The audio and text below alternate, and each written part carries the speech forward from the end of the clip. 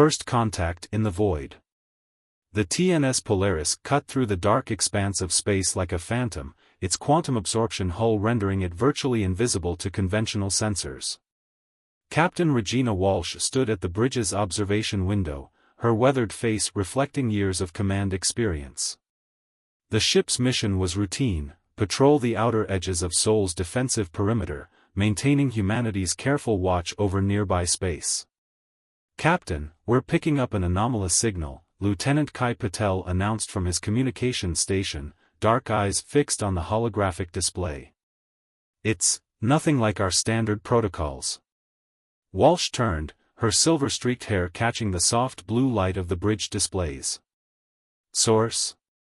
Approximately 3.2 light-years from our position, originating from the Proxima Centauri sector," Patel replied, his fingers dancing across the holographic interface. "It appears to be a distress beacon, but the encryption and frequency patterns are completely alien." First Officer James Okonjo stepped forward, his tall frame casting a shadow across the tactical display. "Could be a trap. The Proxima sector has been showing unusual energy signatures for months." Walsh nodded, considering their options. Humanity had spent decades preparing for this moment, developing technologies in secret while observing the galaxy around them.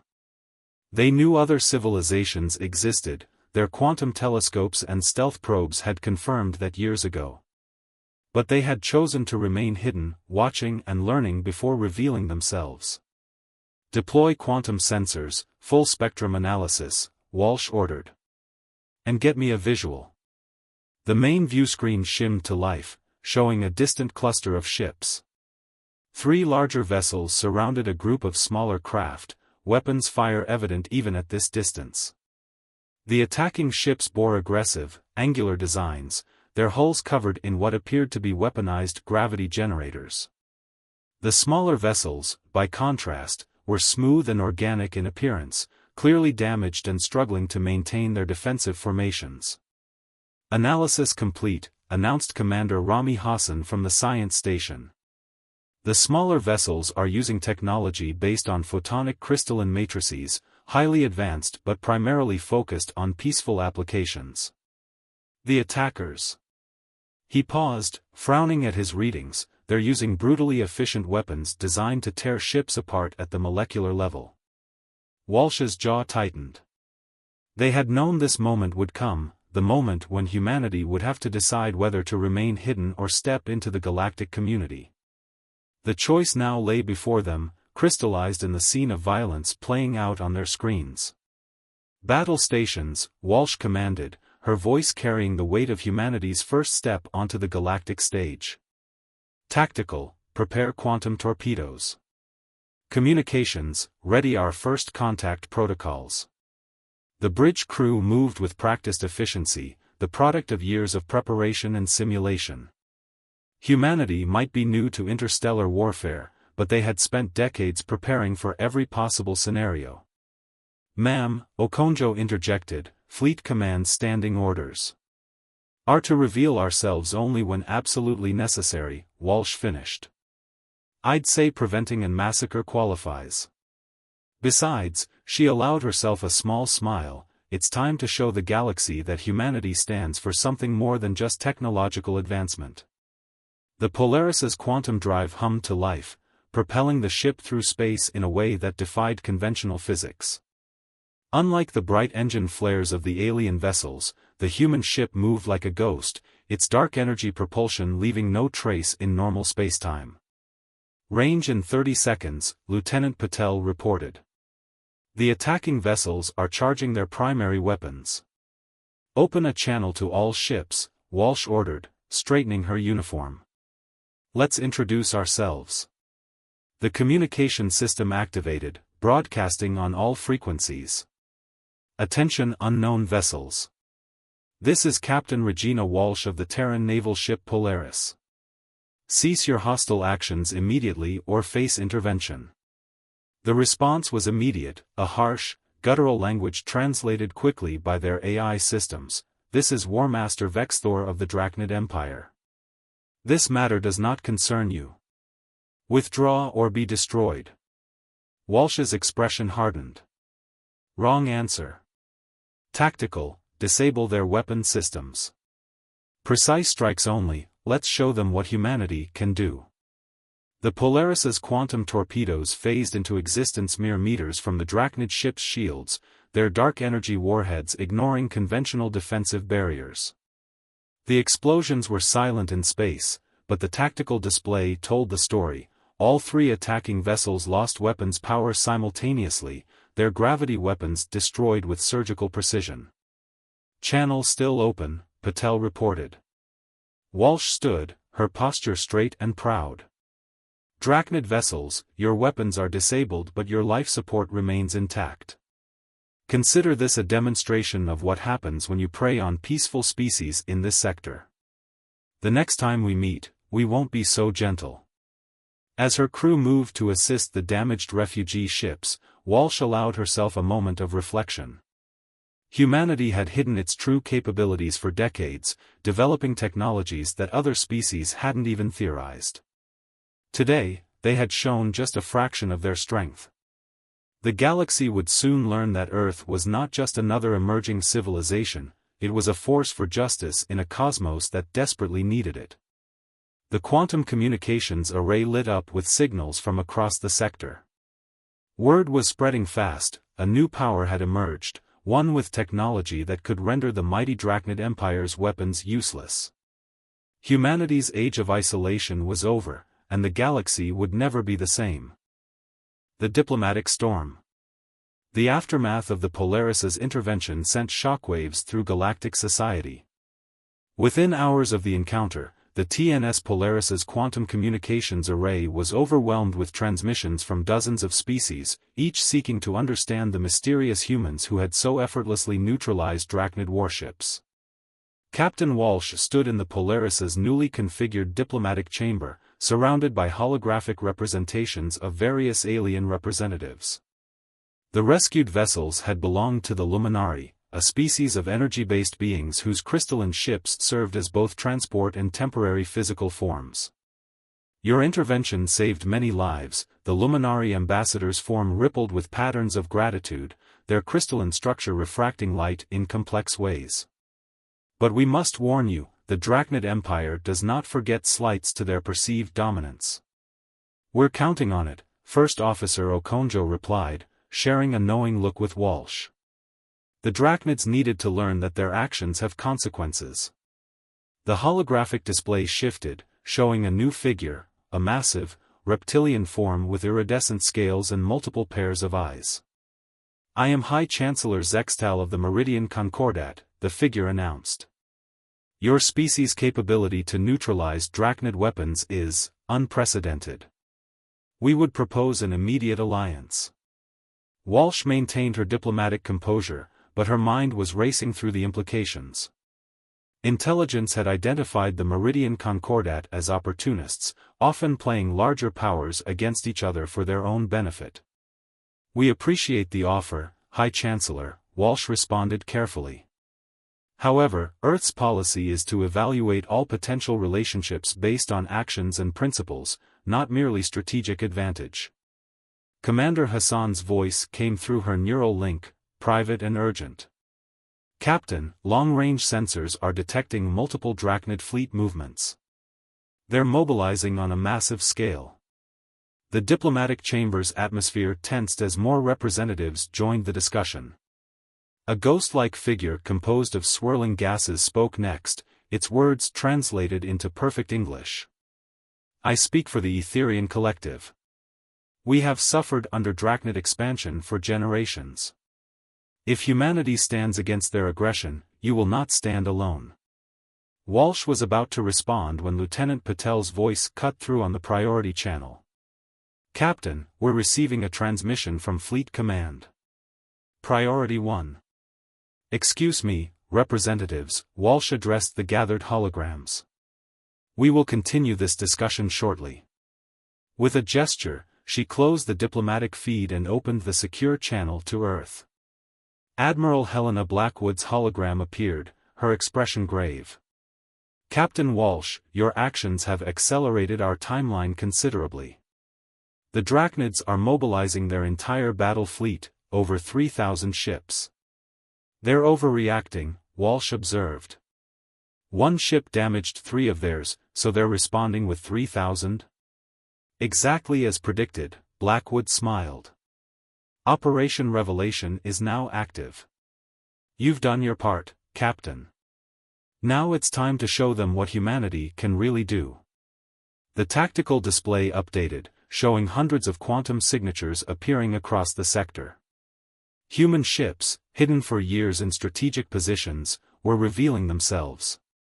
The Drachnids' aggressive response had played directly into Earth's hands. Your new orders, Blackwood continued, are to proceed to the Arcturus Nexus. The Drachnids will attempt to isolate and overwhelm what they perceive as our only vessel. Instead, they'll find themselves surrounded by the most advanced fleet humanity has ever produced.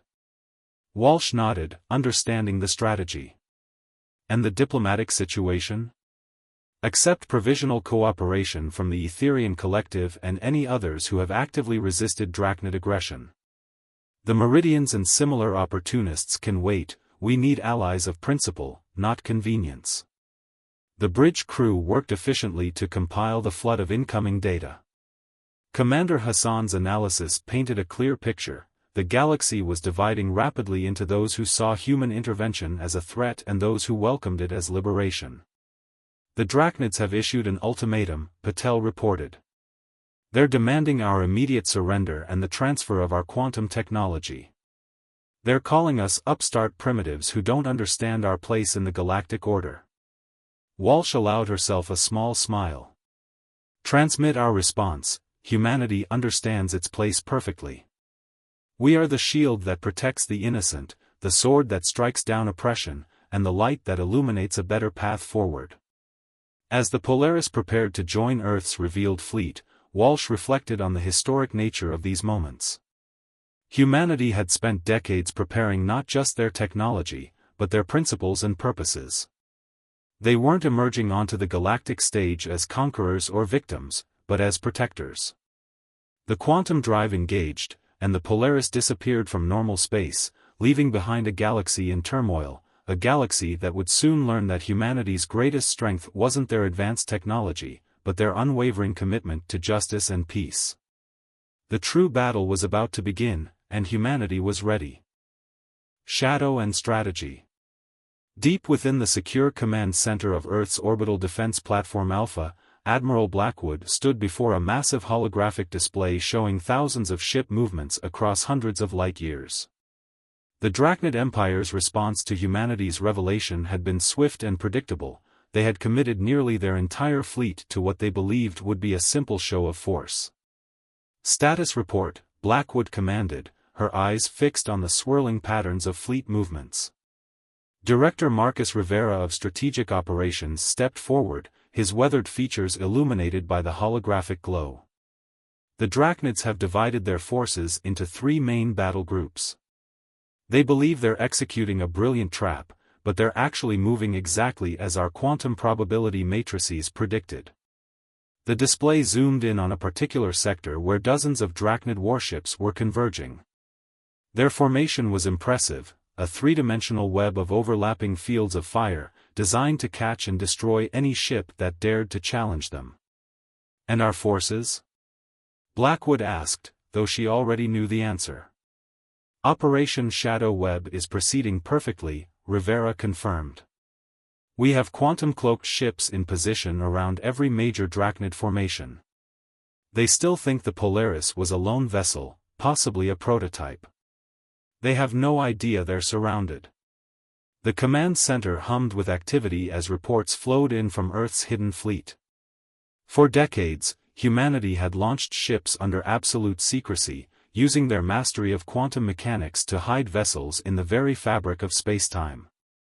Each ship carried technology that the Drachnids would consider impossible, weapons and defenses based on principles their scientists hadn't even theorized. Message from Captain Walsh, announced Communications Officer Yuki Tanaka. The Polaris has reached the Arcturus Nexus. The Drachnids are taking the bait. Blackwood nodded in satisfaction. And our new allies? The Etherian Collective has provided detailed intelligence on Drachnid fleet movements, Rivera reported. The Luminari have offered their quantum crystalline technology to enhance our communication networks. Several smaller species have pledged support, primarily through logistics and resource sharing. The holographic display suddenly shifted, showing a massive Drachnid fleet formation emerging from faster-than-light travel near the Arcturus nexus. Nearly 1,000 warships, their gravity weapons powered up to maximum, surrounding what they believed was their prey, the lone human vessel that had dared to challenge their dominance. They're broadcasting on all frequencies, Tanaka reported. Grand Admiral Vexthor is demanding immediate surrender. Blackwood's expression hardened. Signal all ships. Operation Revelation Phase 2 begins now. Across the battlefield, space itself seemed to ripple as hundreds of human vessels phased into normal spacetime. The Drachnid fleet suddenly found itself caught in a perfect three-dimensional web of human warships, each positioned with mathematical precision. Enemy ships are powering up their gravity weapons, Rivera reported.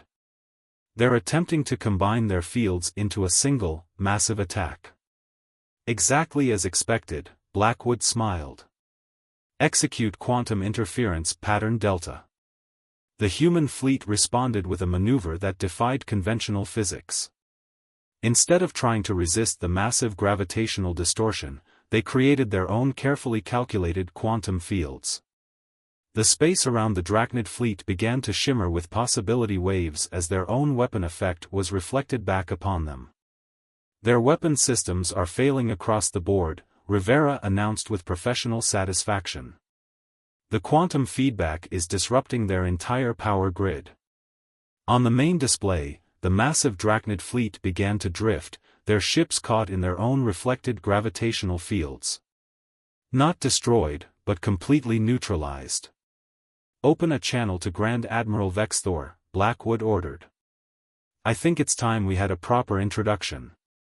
The holographic display shifted to show the massive, reptilian form of the Drachnid commander. His scales had darkened to a deep purple, a sign of rage and fear, according to their xenobiological data. I am Admiral Helena Blackwood of the Terran Defense Force, she announced, her voice carrying the weight of humanity's full revelation. Your empire has ruled through fear and brute force for too long. Today, you face a power that has spent decades preparing not just to match your strength, but to render it obsolete. Impossible, Vexthor snarled. No species could have developed such technology in secret. We would have known. You saw what you expected to see, Blackwood replied calmly. A primitive species taking its first steps into space. You never considered that we might be watching, learning, and preparing. Every act of aggression you committed against peaceful species helped us understand exactly what kind of power you were, and exactly how to counter it. The command center crew watched as the reality of their situation slowly dawned on the Drachnid commander. His empire's greatest fleet hung powerless in space, neutralized not by superior firepower, but by technology so advanced it appeared to break the laws of physics themselves. Your terms? Vexthor finally asked, his voice heavy with the weight of unprecedented defeat. Those will be discussed once your empire understands its new position in the galaxy, Blackwood responded. For now, know this, the era of unchecked Drachnid expansion is over. Humanity stands ready to protect any species that seeks peaceful coexistence. As the transmission ended, Rivera approached Blackwood quietly. They'll try something desperate next. Their entire society is built on the myth of military supremacy. We're counting on it, Blackwood replied, watching the disabled Drachnid fleet on the display. Sometimes the hardest lesson for an empire to learn is that true strength lies not in the ability to destroy, but in the wisdom to know when not to. The stars seemed to shine brighter as humanity's hidden fleet maintained their perfect formation around the defeated Drachnid armada. The galaxy was changing, and the next phase of humanity's emergence was about to begin. The breaking point. The Drachnid Empire's response to their fleet's humiliation came not with warships, but with something far more dangerous, desperation. 3 days after the Arcturus Nexus incident, the TNS Polaris's quantum sensors detected something that made Captain Walsh's blood run cold. "Confirmed, Captain," Commander Hassan reported, his voice tense. "The Drachnids are activating their singularity generators. All of them. Simultaneously." The tactical display showed an unsettling pattern. Across Drachnid space, massive gravitational weapons, previously used only for planetary defense, were powering up. These weren't the standard weapons their ships carried, these were civilization-ending devices, capable of tearing apart the fabric of spacetime itself. "They're going to collapse every major trade route in the sector," First Officer Okonjo realized. "If those singularities form, dozens of species will be cut off from vital resources. Millions will die." Walsh activated the quantum communication array. "Fleet Command, this is Polaris. Are you seeing this?" Admiral Blackwood's hologram appeared, her expression grim. "We are. The Drachnids are choosing to burn the galaxy rather than accept their loss of dominance. All ships, execute Protocol Omega. This is not a drill." Across human space, massive structures that had laid dormant for decades began to activate. Earth had prepared for this too, the possibility that a sufficiently advanced hostile species might try to weaponize spacetime itself. "All ships reporting ready," Lieutenant Patel announced. "Quantum grid synchronization at optimal levels." Walsh nodded, her jaw set with determination. "Begin the sequence. Let's show them why humans don't respond well to extinction-level threats." Throughout the sector, human vessels moved into precisely calculated positions. Each ship began generating a specialized quantum field, linking together in a vast network that spanned thousands of light-years. This was humanity's greatest secret, not just individual ships with advanced technology, but an entire fleet capable of working in perfect harmony to manipulate the fundamental forces of the universe. "Drachnid singularity generators at 80% power," Hassan reported. "Time to activation, 3 minutes. Channel open to all Drachnid command centers," Patel announced. Walsh stood, her voice carrying the weight of humanity's response to this ultimate threat. "Drachnid Empire, this is your final warning. Deactivate your singularity generators immediately. What you're attempting won't just harm your enemies, it will destabilize the entire sector. Millions of innocent lives are at stake." The response came from multiple Drachnid commanders simultaneously, their voices blending in a chorus of defiance. "If we cannot rule the galaxy, we will remake it. Your human technology cannot stop what is about to happen." "Wrong again," Walsh replied calmly. "Activate the quantum grid." The space around each human ship began to glow with impossible colors as they generated overlapping fields of quantum energy. The Drachnid singularity generators were based on crude manipulation of gravity, humanity's response was based on something far more fundamental. "Grid stable," Okonjo reported. "Ready for full power." "Do it," Walsh ordered. The quantum grid activated, creating a cascading wave of altered spacetime that spread across the sector at faster-than-light speeds. As it reached each Drachnid singularity generator, the massive weapon simply stopped.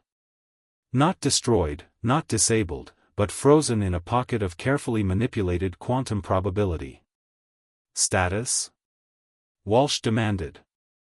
"All Drachnid weapons contained," Hassan confirmed, his voice filled with wonder. "The quantum grid is holding them in a state of temporal suspension. They can't activate, can't be shut down, they're just frozen." The bridge crew watched as their sensors showed the full scope of what they'd accomplished. Humanity had just demonstrated the ability to selectively manipulate time itself within controlled spaces. It was a power that the Drachnids, for all their military might, couldn't even comprehend. "Message from the Etherian Collective," Patel reported. "They're detecting massive energy waves throughout Drachnid space. Their entire empire is shutting down." Walsh nodded grimly. The quantum grid didn't just stop their weapons. It revealed the true nature of their power. Every piece of Drachnid technology based on their crude manipulation of gravity is being affected. Their entire infrastructure is failing. Admiral Blackwood's hologram reappeared. "Well done, Captain. The Drachnid High Command is requesting immediate negotiations. This time, they're not making demands, they're begging for help." "And we'll give it to them," Walsh replied, surprising some of her crew. "Because that's the difference between us and them. We don't seek to destroy or dominate. We protect. We preserve. Even our enemies, when necessary." As the Polaris moved to assist the now crippled Drachnid worlds, Walsh reflected on the price of power. Humanity had developed technology that could have made them the galaxy's new tyrants. Instead, they had chosen to use it to prevent tyranny, even at the cost of revealing their greatest secrets. The galaxy was about to enter a new era, and humanity would help guide it. Not through force, but through wisdom. Not through fear, but through understanding. The real work was just beginning. Dawn of a new era. The Great Hall of Earth's orbital diplomatic center hummed with energy as representatives from over 50 species gathered for what would become known as the galaxy's first conclave. 6 months had passed since the Drachnid Empire's failed attempt to collapse the sector's space-time fabric, and the galaxy had changed more in that time than in the previous millennium. Admiral Blackwood stood at the center of the chamber, surrounded by holographic displays showing real-time translations in dozens of languages. Before her, beings of all forms, crystalline, energy-based, biological, and even some that defied traditional classification, waited for humanity's address. "We gather today not to celebrate victory," Blackwood began, her voice carrying across the vast chamber, "but to ensure it never becomes necessary again." The Drachnid representatives, their once proud empire now humbled, sat in a section near the front. Their interim leader, acting Premier Zaxul, had replaced the military junta that had ruled for centuries. His scales bore the pale blue of acceptance rather than the dark purple of rage that had marked his predecessors. "The quantum grid remains active," Blackwood continued, "not as a weapon, but as a shield. It protects us all from the kind of desperate actions that nearly destroyed this sector. But technology alone cannot guarantee peace." Captain Walsh, standing at her designated position with the Polaris's senior staff, watched the assembled species with quiet satisfaction. The TNS Polaris had become a symbol across the galaxy, not of military might, but of protection and intervention in the face of injustice.